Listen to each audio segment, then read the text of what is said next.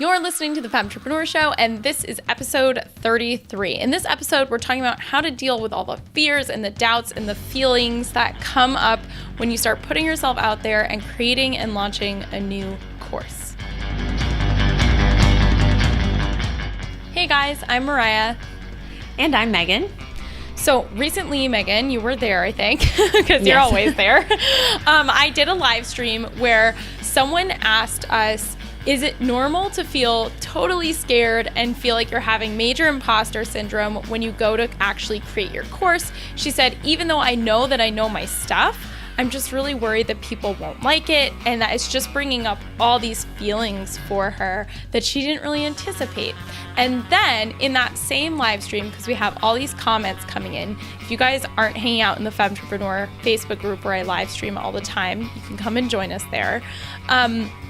And then someone else who's actually a Launch Your Signature course student, Sheila, she was like, yes, creating a course is going to bring up like all your crap, all those internal doubts, those fears, all those feelings of not being good enough, but that you definitely have to keep pushing through it.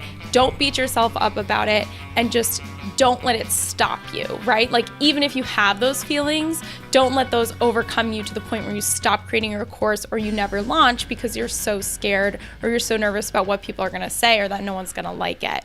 So today, we're going to dive into a couple of practical strategies for believing in yourself when you go to create a course, even if you feel nervous, even if you feel scared, even if you're like, this is going to suck and no one's going to like it, which I think is everyone's fear. I know for me, when I first launched a course, my fear was that every single person was going to ask for a refund. I was like, I'll send now. That was mine too. Yeah, I was like, even though so many people had signed up, I was like, okay, well now I'm past the fear of people not signing up. But then my next fear was like, now that all these people have signed up, I'm scared that literally every single one is going to receive lesson one and ask for a refund immediately.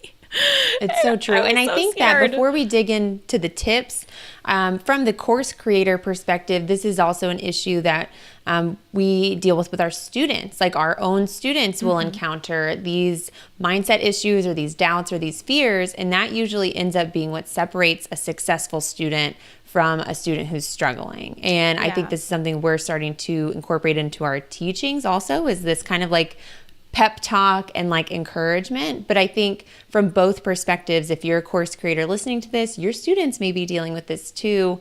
No matter what you're teaching, there's going to be fear and insecurities that come up with any new venture or project. So I'm hoping that these tips that we're going to go through will not only help you as you create your courses, but also in whatever you're teaching, giving you a good perspective for your students too. That's so true. I think one of the things that surprised me about when I started selling courses and I started having classes of people going through it, in my mind, I was like, well, everyone has the same practical strategies, everyone has the same step-by-step tutorials, everyone is getting the same information, but I was surprised at how much of what we actually are supporting people through isn't like the practical side or the strategy or like the technical setup. I mean, some of it is that, of course, but it's like the bigger things. And this has been true in my camper courses and in Femtrepreneur courses, where it's like the bigger stuff is supporting people through usually a huge mindset shift. Like usually when anyone comes into a course, whether they're learning how to get ready to live in a camper or they're learning how to create and launch a course, they have to get over some sort of mindset like holding them back or some sort of fear that they've never really expressed, some sort of, it could be even trauma that they've never addressed. I've noticed that it becomes a lot of like emotional support. And as a course creator, you yourself are going to notice that as well, that you're so much more than just a source of like technical information. You're a source of support and guidance for your students. Love that. Well, I'm excited that we're going to be going into some practical tips as well. Okay, so let's dive in. So let's talk a little bit about mindset and sort of what we mean when we say that. So one of the things that Megan and I have been talking about a lot the last year is just how much we've come to both sort of realize that mindset is important. I think we've talked about that in previous episodes where we used to just both be like, well, do the work and like just keep pushing through. And if you hustle enough, it'll all work out, which I do think is true. But the other thing is how you're thinking about it and the stories that you're telling yourself and the thoughts that you're constantly thinking. There's this idea of sort of like thoughts become things or thoughts become your reality. And what you focus on and what you tell yourself does have power in how things turn out. So if you're constantly telling yourself that you're going to fail and that your course is going to fail, you definitely have a higher likelihood of that happening because you're constantly focusing on that and you're constantly running through that story. Or you might just have this like story where you're like, oh, I always fail when I try to do stuff, so why will this be any different? And the just changing how you're thinking about things can actually impact like how you're able to work in the real world.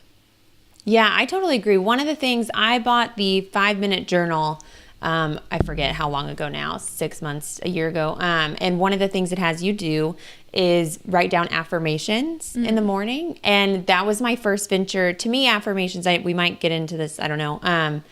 But affirmations, if you don't know, are basically writing down like positive thoughts about yourself, like I am statements. And this was my first time doing I am affirmations or anything like that. And I was a little hesitant at first, but now it's become one of my favorite things that I do every morning. And it's really empowering and it overcomes any insecurities. So like through the day, when I have like some wavering insecurity that comes up before we hop on a webinar, for example, I might feel this like sudden doubt that comes, or insecurity. And I will literally, maybe I'm crazy, but I will literally refer back to my affirmation from that morning and be like, no, I am smart. I am valuable. Like I have knowledge to share, and I'll kind of reference those, and it instantly calms me down and I'm no longer insecure or worried about it. So for me, that's been like a great stepping stone into actually taking steps to overcome whatever insecurities you might have.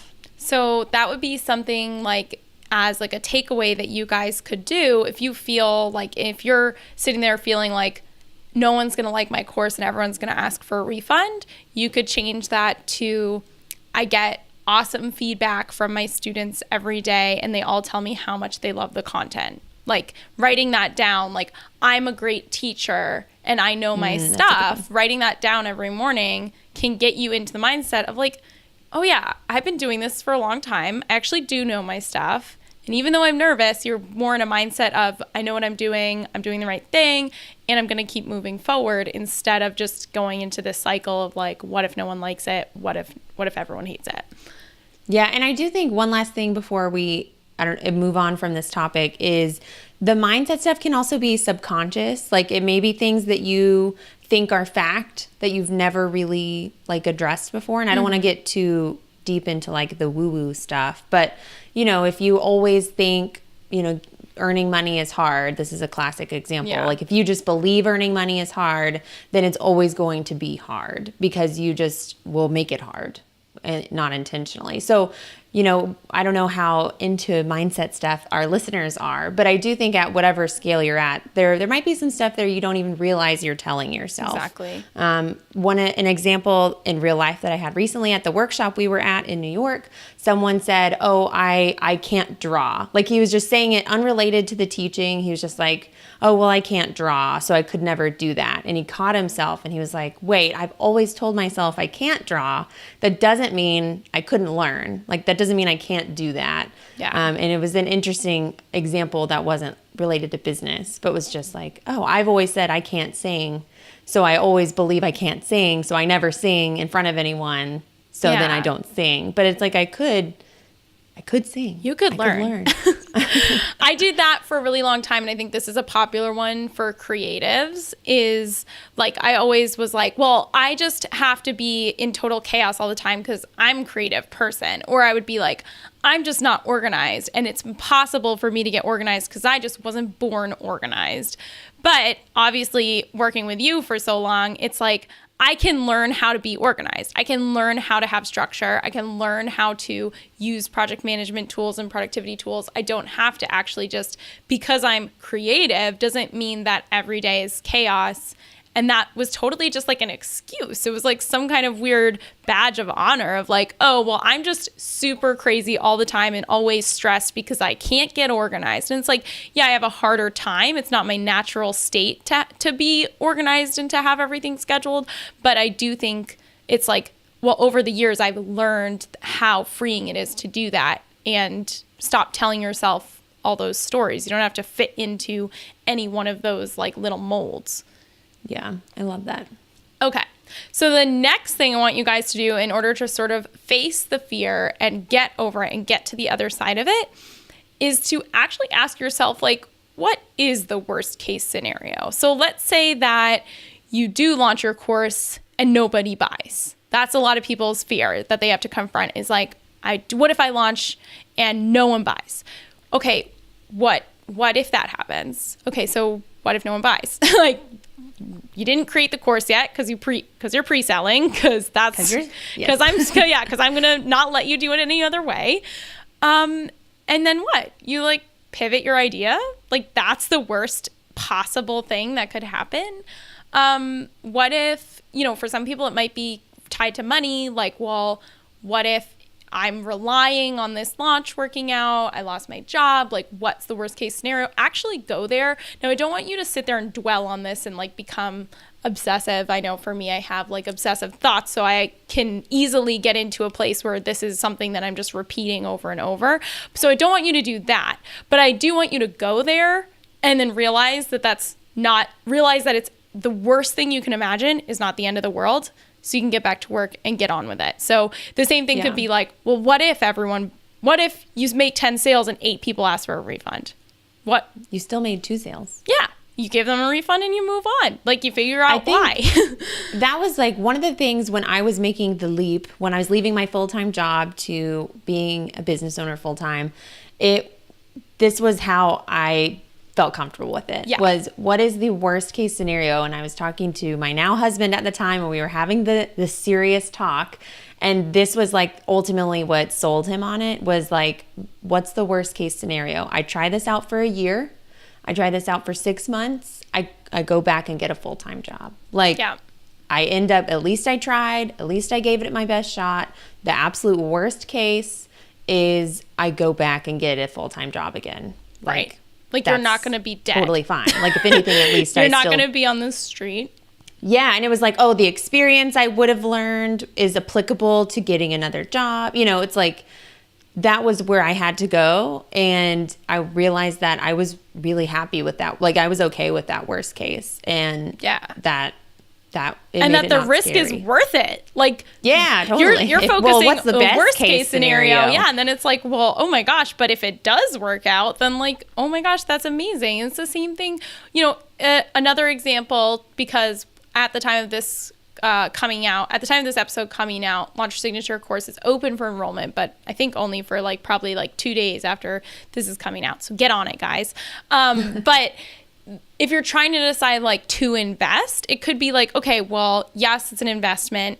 Well, what's the worst case scenario? It's like you try it out and you don't like it and then you take advantage of the refund policy, or you try it out, you give it your best shot and you get a bunch of subscribers and you make a couple of sales. Like, what is the worst case scenario? But then what's the best case scenario? It all goes great.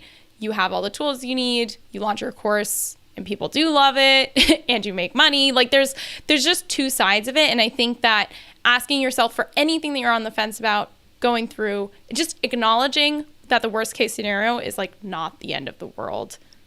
Yeah. In any way. And then comparing it with the best case. To me, they go hand in hand. Like you start with the worst case and then you see this worst case and then you see the best case. And it really puts both in a realistic perspective. Totally. And I do this too with my boyfriend where he's like, okay, well, what is like the word? Like, I'm like, I don't know if I should do this thing. Like, what if we go on this trip, or like, what if we hire this new person, or like, I'm nervous. Like, even like you said, like when I was hiring you, I had never hired a person before. And I was like, what if I can't support 2 people? Like, what if my company, for whatever reason, goes backwards or makes less money and I can't keep supporting 2 people? And it was like, well, the worst case scenario would be that like you figure it out and like you have to, I don't know, figure out a way to make more money, or like, unfortunately, like, Megan would have to go get a job, but like, that didn't happen. So it all worked out, but we were both okay with the worst case. Like, definitely. Unknowingly, our worst case was the same from the different perspective, but we would have both ultimately been like comfortable with the worst case. That's so true. That's a good point. We're so in sync. I know. So glad it worked out, though. I know, me too. Even just saying that out loud is like, oh God, I would never let you go back to a regular job. You would have gone the other route of finding a way to make more money. Yeah, I would have done like whatever was necessary to not make you go back to a job. Okay. So that's a really good one, is going to the worst case scenario and then like establishing that it's not the end of the world and imagining the opposite of that, the best case scenario. Is it worth it? Right? Is it worth it for that, whatever could happen in order for something great to happen? Now, the next concept is to believe in yourself. And I know Megan and I have talked about this also in the past, where we both have a sort of irrational belief in ourselves that we can do whatever we set our minds to. And I want you guys to try to start adopting that, even if it doesn't come naturally to you, even if, and I think I read this in a book, it was like, even if you have no evidence yet that you should believe in yourself. It was like, even if you look around and your past is like littered with like times that you failed, or even if everyone around you is telling you that like you're not capable of doing what it is that you're setting out to do, even if your family is like thinks you're crazy, even if you have no evidence that like you have no business with this working out for you, still believing in yourself despite that, and just knowing that like things are possible for people who go for them. I really think like what separates the successful people from the people who aren't successful is just that like those people tried. Like they put themselves out there, and only such a small percentage of people will ever even try. So it's like you're going to float to the top even if you just put in an effort. Yeah. And I think too, what comes up for me when you're talking about believing in yourself is this idea of like, you don't have to believe that you're the perfect person. Right. I don't know, maybe that just came up for me, is like believing in my ability to make this work didn't mean I knew I was the coolest person in the room, or like never felt doubts or insecurities in any aspect of my life. But you still believe in this thing that you're doing. It was like, I still had other insecurities that I was battling, but I knew I could work hard and I could do this and it would work out. That no matter what, I could find a way to make something successful. Yes. And so I think, I don't know, for me, that just came up when you were sharing it. So in case that came up for anyone else, I just wanted to throw that out there. I think that's so true. It's like believing in yourself doesn't mean that you have to feel like you're perfect at everything or that you're crushing it on, in every part of your life. But as long as you know that you put in your time and you put in your heart and you put in your effort into this thing, knowing that it'll come back to you, I think is like important, almost like a trust of just like, I'm not gonna obsess over what could happen that wouldn't work out. I'm gonna trust that, like, just have that sense of like kind of contentment almost. It's almost believing in what you put out being what you're gonna get back. Yeah, and one of my favorite people, Sunny Lerner-Duzzi, who teaches video marketing, she always talks about with her community that she believes she just has this great community because they reflect the type of energy and relationships she gives them. If she's kind and open and generous, then her community reflects that back. They're kind, open, generous people. And so to me, although that's like a relationship angle, I do believe that this kind of speaks to that. Like, you're just ultimately believing that if you put the hard work into it and you're coming from a good place and you're being genuine, like, you're going to get back what you deserve. It's so true. We get that about our audience too, you guys. We get that about you guys all the time, where people are like, how come, even sometimes we'll have guests on the show and then they'll be like, oh, after I was a guest on your show, I got a flood of friendly, nice emails. And they're like, even my audience doesn't send me any nice emails. Like, they just complain. And so it's funny when people are like, your audience is extremely nice and extremely like open to compliment. Like, they're always complimenting people. And I'm like, I think that's because that's what we put out. We're always very open and honest and compliment, like, just try to have fun and be nice. I don't know. Good intentions. Yeah, I do think it comes back. to me, the believing in yourself, it's just believing in, going back to that, everything we're talking about. It's all related, but definitely you have to, at the core, believe in yourself, because I think if you go into it and you have any like you don't believe that you can do this, it's just going to be so much harder, and it's going to take you so much longer, and the process won't be enjoyable. Whereas if you were just like stubbornly positive that this is going to work out, it's going to happen faster, and you're going to have a better time, and you're going to make decisions quicker, and you're going to take action faster. It just has a really positive ripple effect. It's relentless optimism. I know, that was the phrase I was trying to remember. Yes. Relentlessly optimistic. That's one of our, we're working on a manifesto to have designed, and that's one of our phrases, relentlessly optimistic. So even when everything is falling apart, you guys just got to stay relentlessly optimistic. Okay, let's move on to the next one. So my next tip for you guys to push through the fear and the doubt and kind of get over if it's stopping you from taking action is to look at inspiration. Now, I don't think you can spend all day looking at inspiration, and I kind of think of this as like almost like a sugar high. It's kind of like, or it's like a hit. Eating that piece of chocolate. Yeah. It's like having an extra coffee, or like kind of, it's something that, okay, looking at inspiration all day shouldn't be what you need in order to get the work done. And it shouldn't be the only thing that you're relying on. But I do think if you're feeling doubtful, or if you find yourself just kind of like getting distracted and not actually creating and launching what you're supposed to be working on, I think looking at inspiration can help you get over that fear. Looking at what other people have achieved, looking at other success stories. I love success stories. I know some people are like, oh, I can't look at so-and-so's stuff, it's so triggering. Or like, I can't deal with other people's, I can't look ever. Some people, once like people are like, oh, I don't look at anyone else on social media because I don't want to know if anyone is more successful than me. And I'm like, really?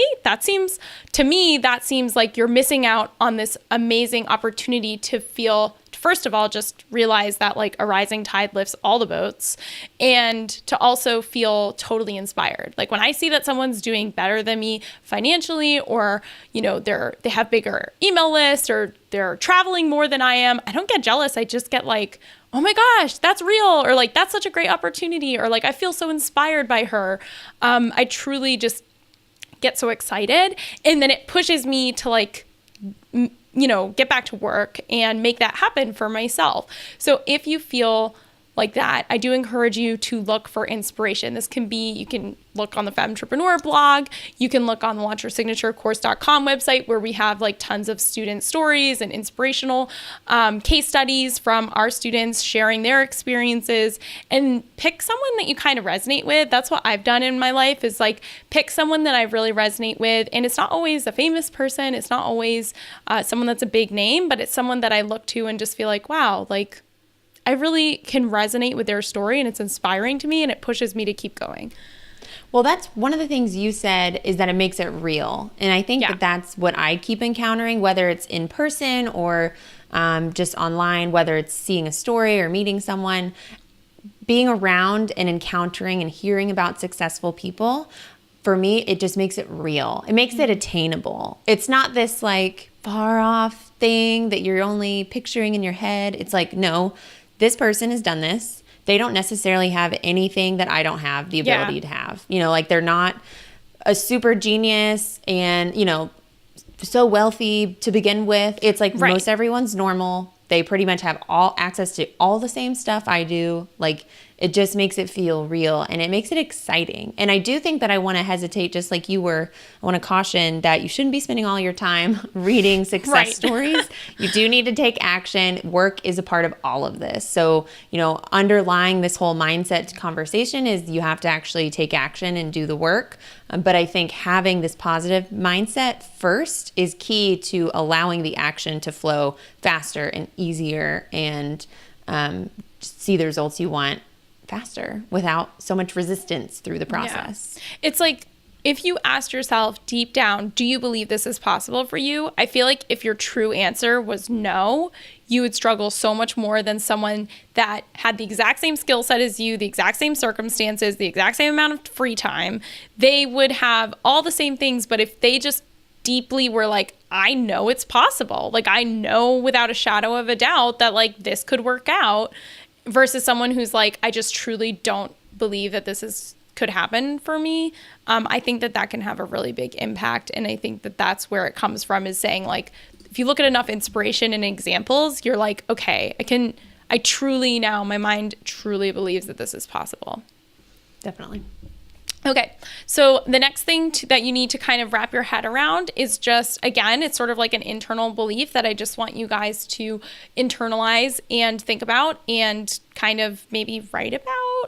I don't know, maybe this is something you incorporate into your affirmations like Megan said, which I think is a really good point, is just that you and your content have value. So a lot of people, and I think this could be related to like subconscious stories or how you grew up. A lot of people, not to say especially women, because it's not just women, but there's a lot of people who felt like their feelings of worthlessness are tied to, or their worth is tied to like how someone else perceives them, or approval from other people, or the amount of money that they have, or the type of clothes that they wear. Like, there's all this external stuff, and I just want you guys to really internalize that you and your content have intrinsic value. Like, you as a person have intrinsic value. Your content, even if you teach something similar to someone else, it's unique because it's from you and it has value. Therefore, it has value. It's just unique and it's yours, and no one else is expressing the same things in the same way.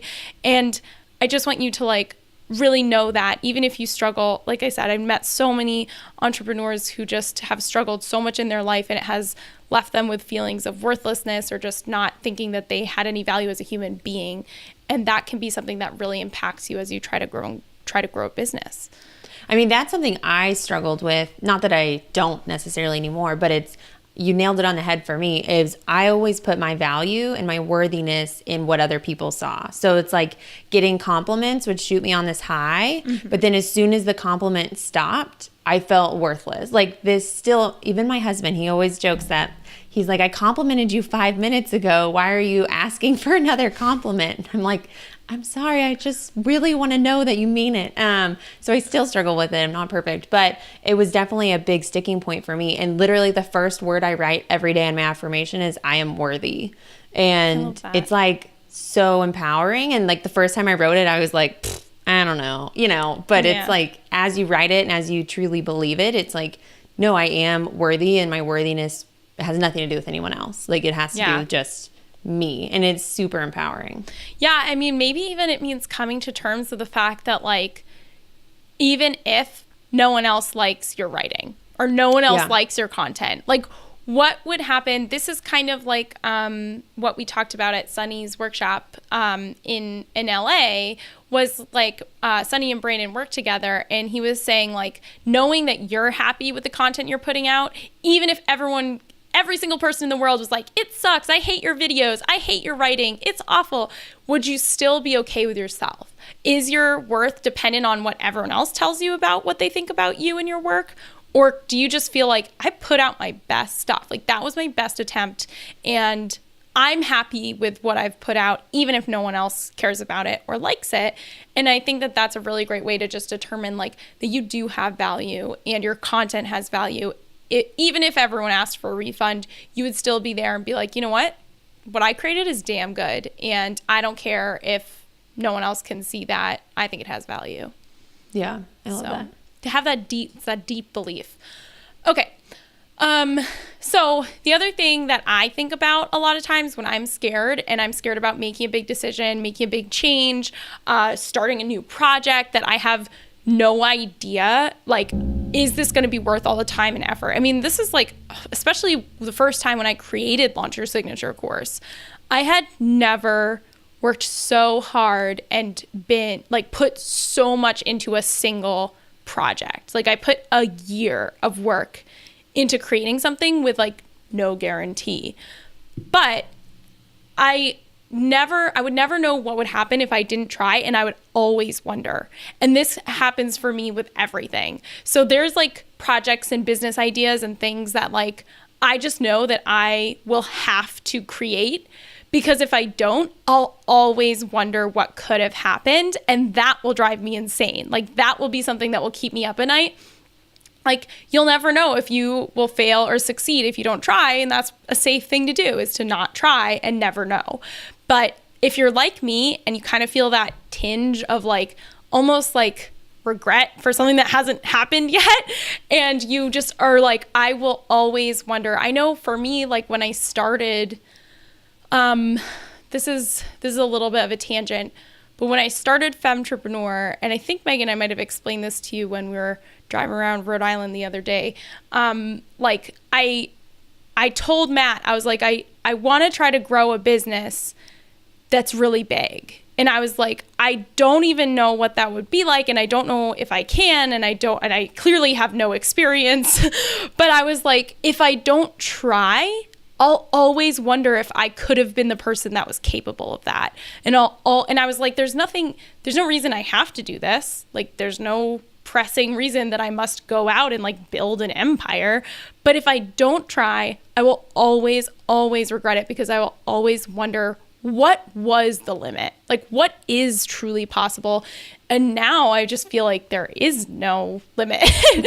Like, now I just know, like, oh, there isn't any, and everything is possible. But that's what I always wonder is like, you know, the not knowing if I would have succeeded or how much it would have succeeded is kind of what drives me to do everything. Well, they say, I don't want to go dark at all, but you know, people say that regrets that people have when they're near the end of their life, it's never that they're never happy that they didn't take those risks. It's always that they wished they'd either spent more time with their loved ones, or that they had taken those risks and done more with their lives than what they were. So I think playing it safe feels comfortable, but taking those risks and putting yourself out there and being vulnerable, you'll never really regret the risk. I think you may learn things from it. Every risk may not turn out the way you want, but it's still usually worth at least trying. Like, I could ramble on that, but no, I think that's it's always so worth true. trying. Just think about, like, you'll always wonder, like, what could have happened if you had gone through with it. And I think that's true. It's like, not to be depressing, but those are the types of things that people look back and they're like, man, ultimately, what did you have to lose? Like, not a lot. Again, going back to like, what is that worst case scenario? It's not as bad as what the potential, amazing thing that could happen, the best case scenario. Yes. And so if you guys are thinking about joining Launch Your Signature course, I'm just going to take this time to encourage you to try it, because as I'm saying right here is like, you won't know if you don't try, and you'll always wonder. And a lot of times we get students who they didn't join the course. We only open this course twice a year right now. We might be changing it to once a year, but right now we do it twice a year, and they're open close enrollment, so you can't get into the course after that. But we do always have students who, after the current enrollment closes, that's when they start feeling like oh man, like I regret not joining. I should have gotten in when I could have. And then they'll end up joining 6 months later and be like, imagine if I had started 6 months earlier. You know what I mean? Like 6 months from now, if you're like, darn it, I really wish I had joined Launch Your Signature course, but then you have to wait 6 months. Wouldn't you rather start sooner and like be that much farther ahead and have that much of an advantage? So yeah. And of course, I want you guys to join Launch Your Signature course, because I love working with our students. It's like the greatest joy in my life is having our coaching calls and hearing their ideas and being in the group. And like, it's just like a little family, and I love it.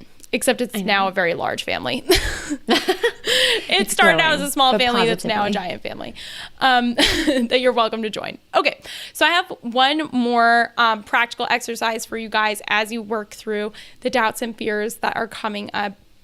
And this one comes from my friend Amanda Bond, who I love so dearly. She's so, so amazing. We're in a mastermind together, and we were at the mastermind last year, and I was literally sitting there sobbing, crying, and screaming like, well, what if this happened? Like, I was talking about this thing that I really wanted to do in my business, but that I was really scared of, like deathly afraid, because of all sorts of reasons. And I just kept saying, well, what if this happens? And what if that happens? And like, what if all of my worst fears come true? And I was describing what they were. What if? And she was like, okay, Mariah, like, what if what if and it's kind of like the best case scenario, but she's like, what if XYZ happens instead? And she's like, how about we take every one of your what ifs and turn it into the opposite? So instead of asking yourself, well, what if like this bad thing happens? Well, what if this really positive other alternative side of that coin happens, right? So everything has sort of two sides. And if you're saying, well, what if everyone hates and asks for a refund? Okay, write it. And she was actually telling me to write it down, which I did. And she was like, okay, write down all the bad what ifs. And then next to it, write down all the good what ifs. Like, so it's like, well, what if nobody buys? What if tons of people buy? And they all love it, right? Like, what if everyone asks for a refund? What if I start getting tons of emails from people who tell me that it's the best course they've ever taken? What if I mess up the tech and, on my launch day, my emails don't send out? This has happened to us. And then next to that, you'd write like, what if all the tech is so much easier than I expected, and it ends up just feeling super aligned and in flow or whatever. So it's like just going through all of your what ifs, acknowledging them, writing them down, and then next to them, writing down the alternative what if. That's like, well, the alternative is that there's also something really good that could come of it. And doing that exercise with her really, really helped me see how much the positives outweighed the negatives. Like, all the negatives were super scary for me, but ultimately I decided that the positives way far outweighed these like small, very minuscule chances of something bad happening. And I was going to say, the chances of all the bad things happening, like I can't imagine where every single bad thing you list is what would happen. I know. I feel like even if some of them happen, you're probably then also going to have some of those good things, and have a blend. But I love the idea of like turning it upside down like that. Me too. It's really helpful. And like, it's one of those things I want you guys to do. I want you guys to sit down with a notebook and take the time to write out those what if statements, because don't just listen to us talk about it. Like, actually go and do it if you start feeling overwhelmed. Sometimes because I have anxiety, I just always feel that way. But because sometimes I just get this overwhelming like feeling of anxiety, and I haven't even identified it. Like, it's just this like, I just feel like I'm just so like, what would I say? Like wound up, or like I'm so nervous, but I don't even know why. And it's like, okay, you need to write down what are the things, what are you even nervous about? And a lot of times my boyfriend will be like, why are you so weird? Like, what are you even nervous about? And I'll be like, I don't know. And then he'll like coax it out of me. And then he's like, okay, think about that for 1 second. Like, the thing that you just told me is like such, like, I was like afraid that someone was gonna like murder me. Like, that was my true fear. I'm just gonna say that for all of you. I was like so afraid that like someone was gonna like find me and kill me, which is like so weird. And my boyfriend's like, okay, but that's not very realistic. Like, let's just like establish that that's like not likely to happen. And I was like, you're so right. And now I feel better about it. I'm proud of you for saying that out loud. Yeah, it's not something easy to say. And I also know it's like saying it out loud though. And I also said it out loud at my mastermind. And saying it out loud makes it sound as irrational and absurd as it is. And I feel like until I said it out loud, it felt like a very real thing that was going to happen to me, until like I said it out loud, and then people were like, I don't want to, like, you have valid, like, everything you say is valid, but like, that's not likely to happen. Yeah. Just puts it in perspective instead of it just sitting in your mind without, I don't know, I totally get that. But definitely. I loved going through this. For me, I think all of these tips are really helpful and practical. And I think that everyone is dealing with varying levels of these issues. Doubt comes up, insecurity comes up. To this day, I still use these whenever that comes up. Like I talked about, when I feel a wave of insecurity or like I'm not worthy, I take these and still use them and apply them to overcome that. So I hope that was helpful for everyone. Be sure to go to thefemshow.com/33 for the show notes to this episode. Find the links to all the resources and wonderful people we mentioned. And if you want to discuss this episode with us in our community of awesome online entrepreneurs, make sure you join our free Facebook group at thefemshow.com/community. And if you like this episode, please subscribe to the Femtrepreneur Show on iTunes and leave a rating and a review. It means a lot to us when you guys do that. And if you're watching this on YouTube, leave a comment below with your thoughts. I'm very curious to hear what you guys have to say about this episode. I know it's a departure from the regular training stuff that we usually do. I want you guys to hit the like button and subscribe to our channel. And don't forget to go to thefemshow.com if you have a question that you want Megan and I to answer. We will give you a shout out on the show and answer your question. So we will see you guys next time.